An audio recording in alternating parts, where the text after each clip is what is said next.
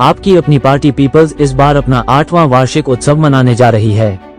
26 नवंबर 2017 को आप peoples party की शुरुआत दिल्ली में हुई थी। पहले तो अरविंद केजरीवाल की पार्टी आम आदमी पार्टी के साथ नाम को लेकर काफी विवाद चुनाव आयोग में रहा था, परंतु बाद में चुनाव आयोग द्वारा आपकी अपनी पार्टी पीपल्स के नाम से पार्टी को पंजीकृत कर अनुमति दे दी थी। आपकी अपनी पार्टी पीपल्स के राष्ट्रीय अध्यक्ष रामवीर चौहान पुरजोर तरीके से आम लोगों के मुद्दे उठाते रहे हैं। समय समय पर सरकार की नीतियों की आलोचना भी करते रहे हैं। पार्टी सक्रिय तरीके से ही पूरे वर्ष में कार्यरत रहती है।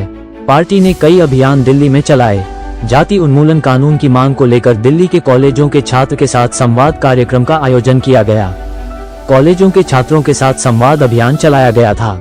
इसके बाद अभी हाल ही में ही दिल्ली की कच्ची कॉलोनियों में बिजली मीटर लगने को लेकर इस मुद्दे बिजली पंचायत का आयोजन कर आपकी अपनी पार्टी पीपल्स के राष्ट्रीय अध्यक्ष रामवीर चौहान के नेतृत्व में दिल्ली के उपराज्यपाल के निवास पर धरना प्रदर्शन किया गया था, जिसके बाद सरकार द्वारा दिल्ली की कच्ची कॉलोनियों में रहने वाले लोगों को बिजली मीटर के नए कनेक्शन जारी करने का आदेश जारी किया गया। आपकी अपनी पार्टी पीपल्स ने पिछले 7 वर्षों में कई राज्यों के चुनावी मैदान में उम्मीदवार बनाए, परंतु अभी तक कोई उम्मीदवार जीत नहीं पाया, लेकिन कहीं न कहीं पार्टी के एक तबका का वोट बैंक जरूर बन रहा है। शुक्रवार को पार्टी के राष्ट्रीय कार्यालय में राष्ट्रीय उपाध्यक्ष भानु प्रताप राजभर और दिल्ली प्रदेश अध्यक्ष परमवीर चौहान ने प्रेस वार्ता में जानकारी देते हुए बताया कि पार्टी इस बार अपना 8वां स्थापना दिवस मनाएंगे। आगामी दिल्ली विधानसभा चुनावों को लेकर भी चर्चा करी जाएगी। आइए देखते हैं प्रेस वार्ता में क्या कहा गया।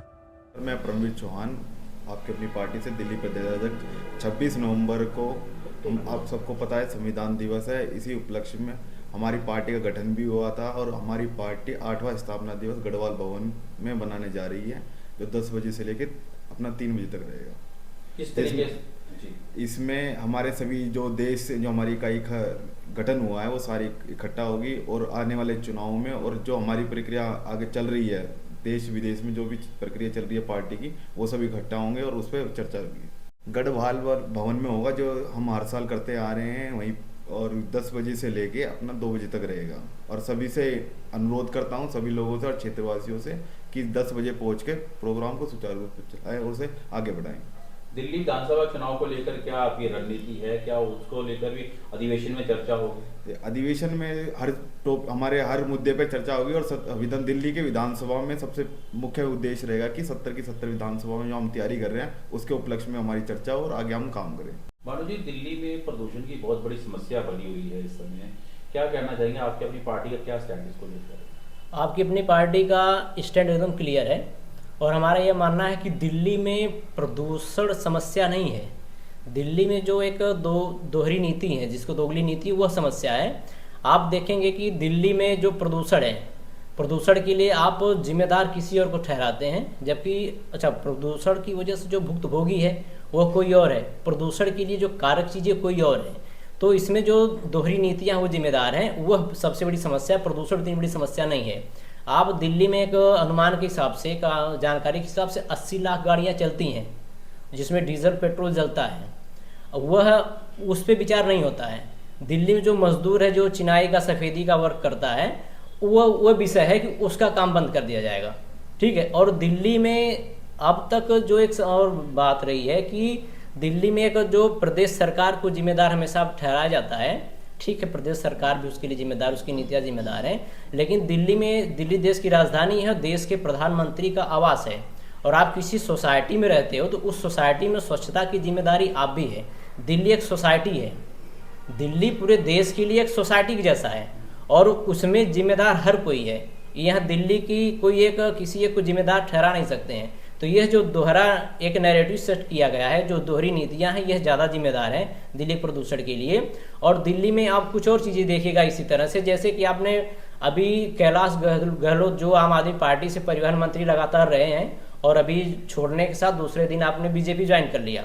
और हकीकत ये थी कि अगर कैलाश गहलोत की जाँच की जाती, कराई जाए, तो अरबों रुपए का घोटाला पकड़ में आएगा ट्रांसपोर्ट में, जो इन्होंने प्राइवेट एजेंसियाँ लगा रखी हैं, ये जो दिल्ली ट्रांसपोर्ट के लिए, बसों के लिए, इसमें हजारों करोड़ का घोटाला आएगा।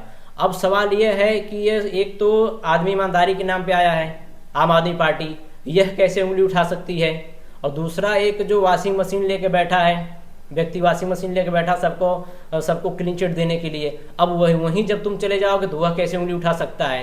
तो जो ये इसमें पैसे बर्बाद हुए हैं, जो चीज़ें जो संसाधन लगे हैं, आम आदमी जो देश की जनता का लगा, दिल्ली की जनता का लगा है, वो अरबों रुपए घोटाला है। तो यह जो नीतियां हैं, जो मैंने पहले भी बता दिया कि दिल्ली में प्रदूषण समस्या नहीं है, दिल्ली में दोगलेपन की जो नीतियां ये समस्या है। और दूसरा एक तीसरी चीज पहलू मैं आपको बताता हूँ इससे जुड़ी, कि जैसे एक भाजपा के नेता हैं जो ऑनलाइन गेमिंग को लेके उनका धरना प्रदर्शन था दिल्ली में।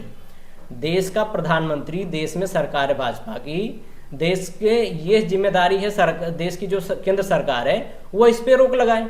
अब जो इसके प्रमोटर हैं ऑनलाइन गेमिंग के साथ, उनको आप पब्लिसिटी में लाते हो, उनको आप इनाम देते हो, उनकी सारी चीजें प्रमोट करते हो, देश की जो केंद्र सरकार है। और उसी पार्टी से जुड़ा व्यक्ति धरना प्रदर्शन करता है कि नहीं ये ऑनलाइन गेमिंग बंद होनी। ये क्या नीतियां हैं? तो ये सारी, अच्छा आज ही की समस्या नहीं है। अगर आपका जो देश का जो शासक दिल्ली का हो, देश का हो, कोई भी हो, अगर आपकी नीतियां क्लियर हैं, आपकी नीतियों में दोहरापन नहीं है, तो समस्या ही नहीं है। तो ये नीतियों की जो समस्या है, ये सारी समस्या है। अब दिल्ली को आप इनडायरेक्ट रूप से किसी भी चीज के लिए उद्घाटन हो, प्रमोशन हो, कोई भी चीज हो, एलजी लाएंगे, एलजी आएंगे। एलजी क्या चीज है भाई? तो जब एलजी आएंगे तो आप ये जो स्टेट गवर्नमेंट को कितना जिम्मेदार ठहराएंगे? तो ये सारी चीजें हैं। तो आपकी अपनी पार्टी का स्टैंड क्लियर है शुरू से कि अब इसके साथ अगर हम अपनी विचारधारा को कनेक्ट करें, जैसे आप देखेंगे कि पूरे देश में अब चर्चा हो रही है कि जात पात की करो विदाई, ठीक है, और सब कटेंगे तो बटेंगे, एक हैं तो सेफ हैं। तो अच्छा, इसमें दोगलेपन को आप यहाँ से देखिएगा कि जो आपकी अपनी पार्टी है, जो हमारी पार्टी की विचारधारा है कि देश में भारतवाद होना चाहिए, जातिवाद, क्षेत्रवाद, भाषावाद मिटना चाहिए, जाति उन्मूलन होना चाहिए, जातियाँ खत्म होनी चाहिए। जब जाति खत्म हो जाएगी, जब जाति खत्म की तरफ, आप तो कहते हो जात पात की करो विदाई, जब आप कहते हो तो आप यह क्यों नहीं कहते हो कि जातियां खत्म करने के लिए देश में जाति उन्मूलन कानून लाओ, कानून बना दो, जाति खत्म कर दो। तो यह जो दोहरी नीतियां हैं, चाहे केंद्र सरकार की हो, स्टेट गवर्नमेंट की हो, चाहे किसी एजेंसी की हो, शुरू से तो ये दोहरी जो नीतियां हैं, यह जिम्मेदार हैं। यही प्रदूषण, ये सबसे बड़ा प्रदूषण दिल्ली के साथ साथ पूरे देश में, पूरे समाज में सबसे बड़ा प्रदूषण यह है, दोहरी नीतियां, न कि ये जो गाड़ी और ये सारी चीजें। तो आपकी अपनी पार्टी के स्टैंड क्लियर है कि चीज़ों में दोहरापन है, दोहरी नीतियां नहीं होनी चाहिए। जो जिसके लिए जिम्मेदार है वो उसके लिए जिम्मेदार है, और उस पर चर्चा होनी चाहिए। देश की जनता को, मतदाताओं को, दिल्ली को, सबको इस पर विचार करना चाहिए कि बार बार आप एक पार्टी के एक व्यक्ति को नहीं ठहरा सकते हो। देश का प्रधानमंत्री यहाँ रहता है दिल्ली में, और दिल्ली की सारी ज़्यादातर एजेंसियों पर ज़्यादा से प्रधानमंत्री और केंद्र सरकार का कंट्रोल है। तो उस पर भी चर्चा होनी चाहिए कि आप भी जिम्मेदार हो।